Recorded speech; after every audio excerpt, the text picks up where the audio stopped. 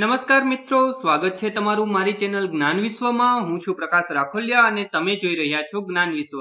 આ ચેનલની અંદર વિવિધ શૈક્ષણિક માહિતીઓ, અભ્યાસક્રમો તથા સરકારી યોજના અને ટેકનોલોજી વિશેના વિડીયો અપલોડ કરવામાં આવે છે।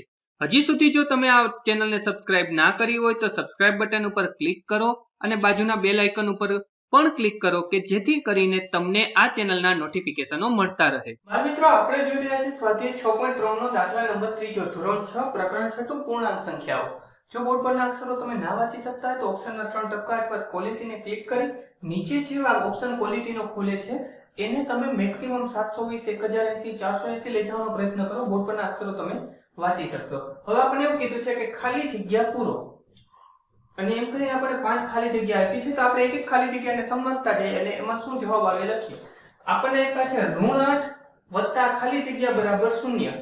તો આપણે આજે હું તમને ટોપિકની વાત કરવાનો છું। આપણે 7મા અને 8મા ધોરણમાં એની ચર્ચાઓ આવશે, તેમ છતાં થોડી એવી ટૂંકી માહિતી આપી દો કે કોઈ પણ સંખ્યાની વિરોધી સંખ્યા જો એમાં ઉમેરો ને તો જવાબ 0 આવે। જેમ કે -8 છે, -8 તો એની વિરોધી સંખ્યા થાય +8। તો હું -8 માં હું 8 ઉમેરી દઉં તો મને જવાબ શું મળી જશે? 0। એવી જ રીતે બીજી ખાલી જગ્યામાં પણ આપણે કંઈક એવું ઉમેરવાનું છે કે જવાબ 0 થાય। તો જો +13 હોય, વત્તા આપણે લખતા નથી, તમને ખ્યાલ છે, તો એની વિરોધી કઈ સંખ્યા થાય? -13। જો ઓછા હોય તો વત્તા અને વત્તા હોય તો ઓછા, એની વિરોધી સંખ્યા। વિરોધી અને વ્યસ્ત વિશેની ચર્ચા આપણે ધોરણ 7 માં આગળ કરીશું। તો અહીંયા શું આવશે? ઋણ 13।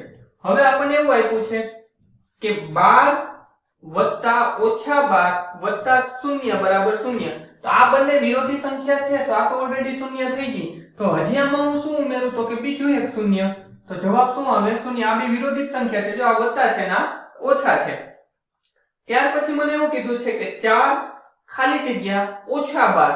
તો હું 4 માંથી 12 બાદ કરી દઉં તો મને શું મળે? 8। 12 માંથી 4 બાદ કરું તો મને શું મળ્યું? 8। પણ +8 નહીં ચાલે, મોટી સંખ્યાની નિશાની આપણે અથવા તો મારે બંનેનો સરવાળો એવો થવો જોઈએ 12 આવે તો કે ઋણ 8। ત્યાર પછી 10 બની જાય, 15 માંથી 10 બની જાય ક્યારે બને? તો હું આને -5 આપી દઉં અથવા તો +5 આપી દઉં તો +5 આમાંથી નીકળી જાય, બંને નિશાનીઓ સરખી અલગ। હું કરીશ બાદબાકી, 15 માંથી 5 જાય તો 10 અને મોટી સંખ્યાની નિશાની એટલે કે ઋણ 10। તો અહીંયા આપણી 5 ખાલી જગ્યાઓ પૂરી થઈ। તેમ છતાં ના સમજાણું હોય તો મને નીચે કોમેન્ટ કરીને જણાવજો। બાળ મિત્રો, વિડીયો જોવા માટે ખૂબ ખૂબ આભાર। આ વિડીયોને લાઇક કરો। જો હજી તમારા મિત્રો સાથે આને શેર ના કર્યો હોય તો આ વિડીયોને શેર કરજો અને મારી આ ચેનલને કે જ્ઞાન વિશ્વને સબસ્ક્રાઇબ કરવાનું ભૂલતા નહીં। ચોક્કસથી આ ચેનલને તમે સબસ્ક્રાઇબ કરજો। Thanks for watching. ફરી મળશું બીજા વિડીયોમાં।